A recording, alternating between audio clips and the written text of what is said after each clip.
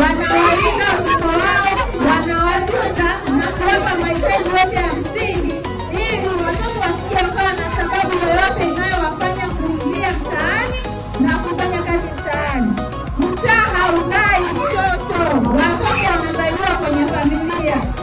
Kwa hiyo familia wana wajibu wa kuhakikisha kwamba wanatoa matunzo stahiki kwa watoto wao ili kuwasaidia watoto wasije wakakutana na mazingira ya kuwafanya waingie mtaani.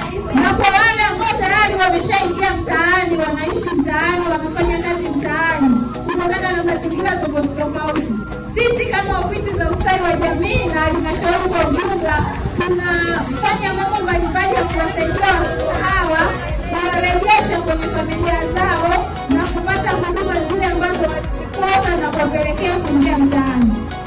Lakini pia kwa wale ambao wamekuwa na umri umezidi, labda hawawezi kurudi shule, tumekuwa na programu ambazo tunawasaidia, tunawaunganisha na kupata ujuzi mbalimbali ambao utawasaidia kujikimu maisha yao baadaye.